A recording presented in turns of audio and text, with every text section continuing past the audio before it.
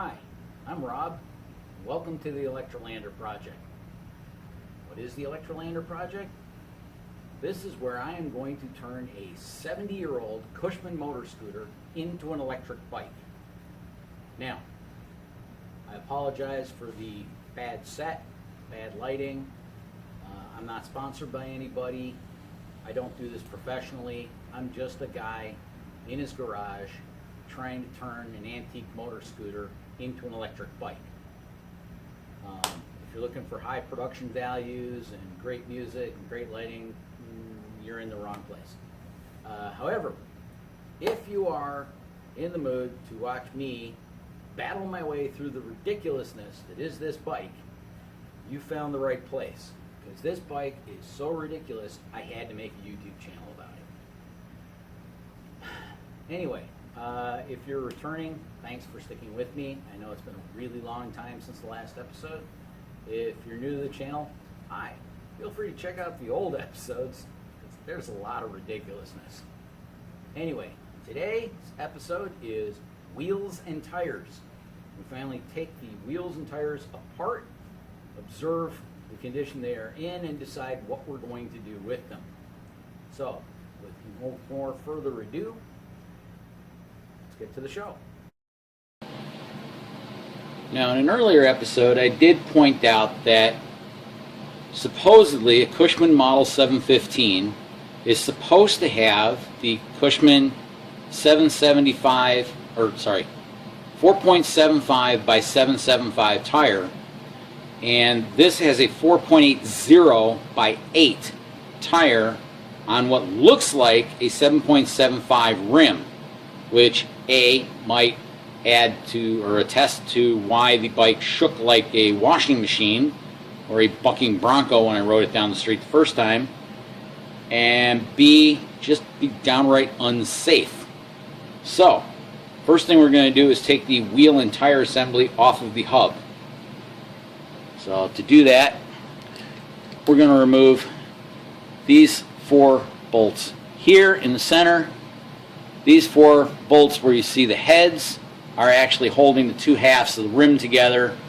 I'm going to pull it off the hub first, then we'll deflate the tire, split the rim, see what we've got there, and then we'll start breaking down into the hub itself. So, here we go.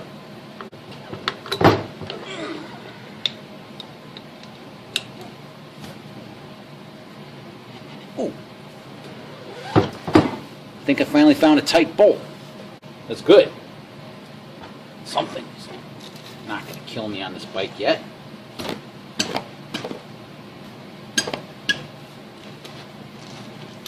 Here, there's just a whole lot of paint on it. Hard to tell.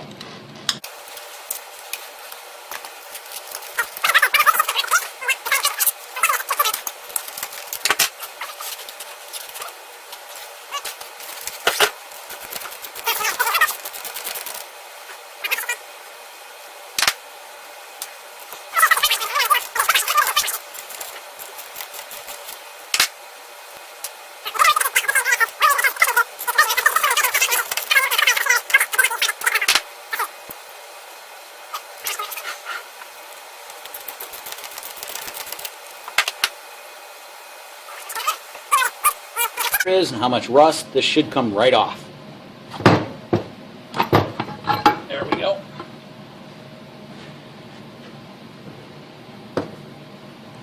And there's the hub, brake, and rear sprocket assembly.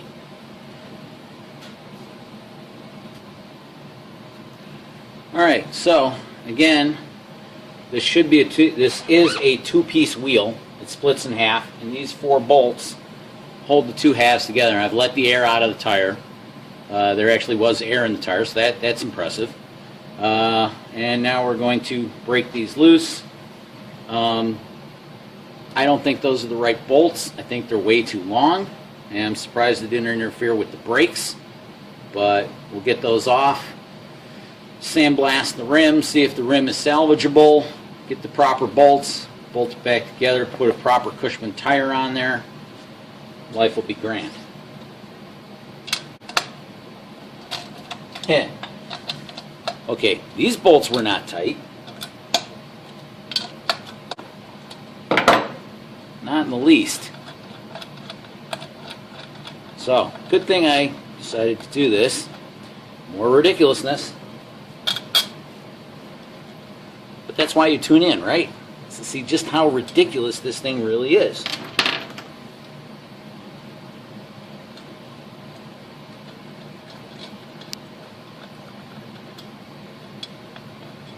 I literally just nudged the wrench, just the slightest little oomph, with a 3/8 ratchet, and these came loose. No Loctite, no lock nuts, no lock washers, nothing.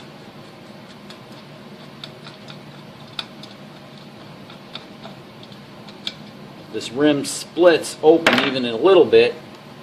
In theory, the tube on the inside could, blow into the center and cause a blowout, and it would be very dangerous. It's probably the one thing that I fear on a motorbike more than anything is blowing out a tire at speed.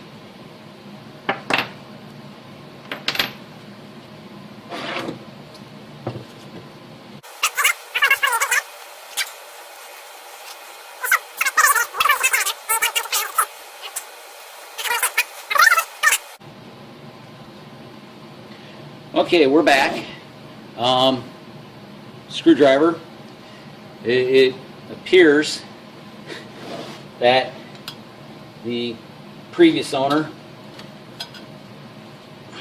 maybe glued the two halves of the wheel together.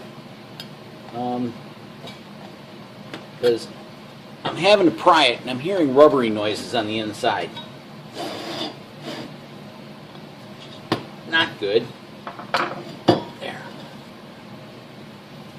Okay, so there's the other half, bottom half of the rim, and you can see, boy oh boy, nice and shiny on the outside, not so shiny on the inside.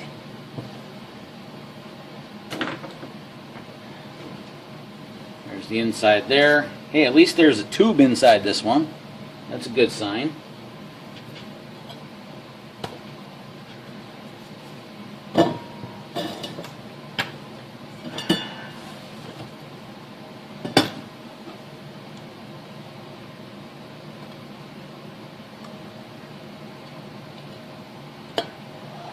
I don't know why anybody would try and put bead sealant on a tubed tire, but the bead doesn't come up near that, or it's just rusted.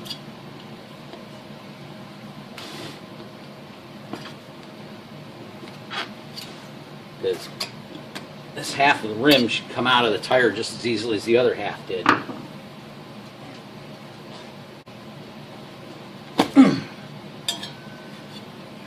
So there we go. There's the outside and the inside.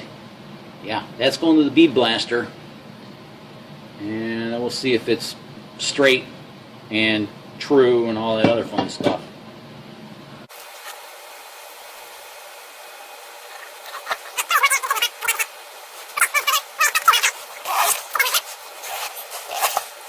Got it.